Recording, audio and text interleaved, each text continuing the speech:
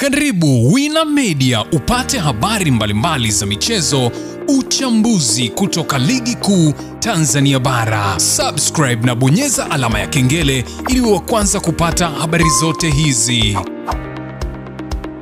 Mambo vipi mwana michezo, wakati mwingine tena mzuri kabisa tunakutana katika chaneli yako pendo kabisa ya Wina Media, tukiweza kujuzana yale yote makubwa ambayo yanaendelea kwa sasa ndani ya kikosi cha klabu ya soka ya wananchi Young Africans, kwa kile ambacho kimetangazwa kuhusiana na mchezo wao wa dabi ya Kariakoo. Klabu ya soka ya Young Africans, mambo yanazidi kuwa ni magumu kweli kweli kuelekea mtanange huo, huku ikionyesha zaidi ya kwamba hawako tayari kuweza kucheza mchezo huo, na mapya wameweza kutoa kuhusiana mchezo wao wa tarehe 15 wa mechi ya kirafiki zidi ya timu kutoka Rwanda. Utakwenda kujua kila kitu ambacho kimeweza kujili. Bodi ya ligi unaambiwa wameenda kwenda kupiga magoti kwa Young Africans kuweza kuwaomba wacheze mchezo huo, huku Yanga wameweza kutoa kauli hii kuhusiana na kile ambacho wao wameweza kukiona kinachoendelea kwa sasa katika ligi kuu ya soka ya Tanzania bara. Kila kitu nimekuwekea hapa, maswali ambayo unajiuliza kwa wakati huu kuhusiana na dabi ya Kariakoo, utapata majibu yote ambayo yamekuwa yakiweza kukutatiza, na ukweli utakwenda kuufahamu hapa. Ila kabla tujaendelea, nikukumbusha kwamba kama ni mara yako ya kwanza kabisa unatembelea katika chaneli ya Wina Media, jua kwamba umepitwa na taarifa nyingi. Sasa ili usiendelee kupitwa na taarifa zetu, cha kufanya ni kitu rahisi kabisa. Kwenye simu yako ni kubonyeza tu ano jekundu liloandikwa hapo ndo subscribe, na kisha ukabonyeza alama ya kengele iliyoko hapo chini pembeni. Kufanya hivyo kutakuwezesha wewe kupata taarifa zetu popote pale unapokuwepo, asipo kuweza kuhangaika huku na kule kwenye kutafuta taarifa. Taarifa zinakuwa zinakufikia moja kwa moja kwenye simu yako. Karibu tuweze kuzungumza kuhusiana na hili ambalo linaloendelea kwa wakati huu ndani ya kikosi cha klabu ya soka, si wengine bali unazungumzia hawa ni wananchi Young Africans kuendelea na msimamo wao wa kile ambacho wao wanakitaka. Unafahamu ya kwamba bodi ya ligi wameendelea kusisitiza mchezo namba 184 huko pale pale kama ambavyo wao walivyoweza kutangaza mara baada ya kuweza kuwailisha. So walitangaza tarehe mpya ambayo watakwenda kuweza kucheza. Hapa nazungumzia mchezo ule ambapo kila mmoja alikwenda kushuhudia tarehe mpya ambayo bodi ya ligi pamoja na hapa nazungumzia TFF walitangaza ya kwamba mchezo wa dabi ya Kariakoo utakuwa ni siku ile ambayo ni tarehe 15. Sasa kile ambacho kinachoendelea kwa sasa, inaelezwa kwamba bodi ya ligi wameendelea kuweza kushikilia msimamo wao wa kile ambacho kinachoendelea kwa sasa, ambapo inaelezwa kwamba bodi ya ligi wenyewe wameweza kutoa taarifa yao kuhusiana na kile kinachoendelea.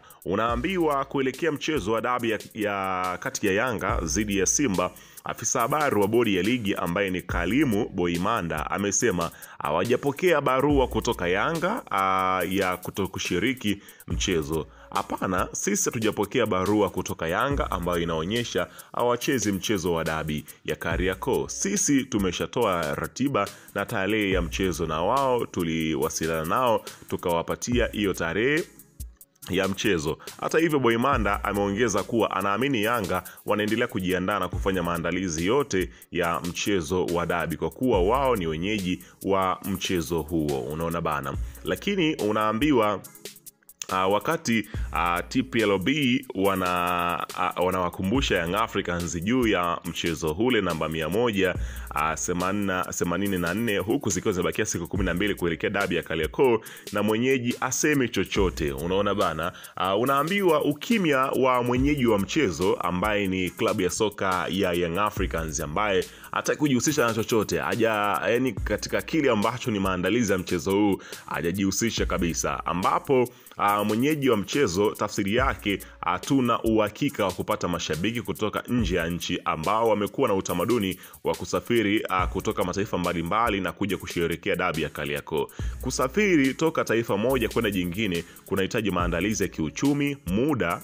Kuna watu wameajiliwa wanahitaji kuomba ruhusa kwa usajili wao. Lakini pia kuna masuala ya idara ya uhamiaji. Zote hizo zinahitaji muda kwa maandalizi, jambo ambalo hadi sasa hatuna shabiki ambaye anaweza kuriski kutokana na mazingira yaliyopo. Hata hapa kwa Tanzania, kutokea mikoani tofauti itahitaji maandalizi kama hayo. Kwa kifupi, dabi hii nayo hadi sasa kutokupatikana kwa muafaka ni tatizo jingine katika mpira wetu. Mshangao ni kwamba tangu mwezi Machi hadi leo, takriban miezi mitatu, tumeshindwa kutatua changamoto iliyojitokeza. Unaona bana, mpaka sasa kila kitu kinachoendelea kila mmoja ameendelea kuweza kuona. Lakini afisa habari wa bodi ya ligi anasema ya kwamba kwa sasa hakuna jambo linaloweza kusema tunahitaji ushirikiano wa Yanga, labda Yanga ndio wanahitaji ushirikiano wao. Unaona bana,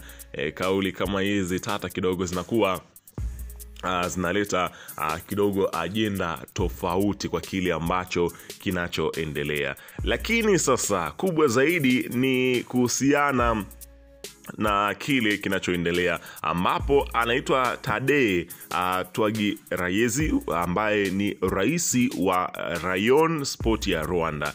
Unafahamu kwamba klabu ya soka ya Yanga ilitangaza kwamba itakuwa na mchezo wake rafiki dhidi ya Rayon. Sasa inaelezwa kwamba rais wa klabu ya Rayon ya Rwanda amethibitisha kuwa wameialika Yanga kwa ajili ya mchezo wao maalum wa kirafiki, lakini rais huyo hajathibitisha tarehe ya mchezo huo ni lini ambayo watakwenda kukutana kucheza moja kati ya bonge la mechi ambalo huenda kila mmoja atakwenda kulishuhudia. Kwa hiyo kile kinachoelezwa ni kwamba yale ambayo yanayoendelea kwa sasa, bado msimamo wao unakuwa ni ule kwamba hawachezi. Taarifa za ndani zinadai kuwa msimamo wa Yanga uko pale pale, hakuna kucheza dabi. Hakuna kilichobadilika hadi sasa. Njia pekee ya Yanga kucheza dabi ni viongozi wote wa bodi ya ligi kujiuzuru pamoja na Yanga kuingia kambini, ila hawatacheza dabi kama bodi ya ligi itabaki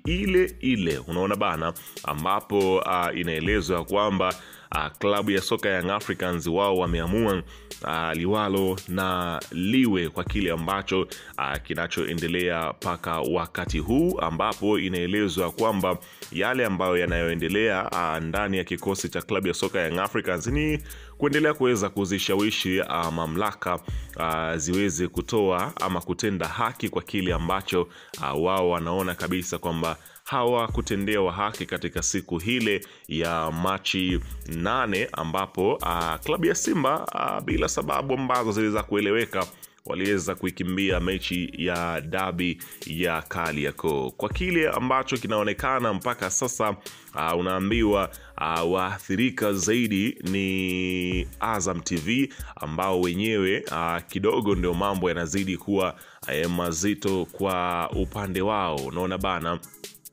kwa kile ambacho mpaka sasa hivi si kawaida kuweza kuwashuhudia mpaka muda huu wakiwa wana kuipa ile nguvu. Hapa nazungumzia dabi kwa kuitangaza, kwa kuipromoti, sio kawaida yao.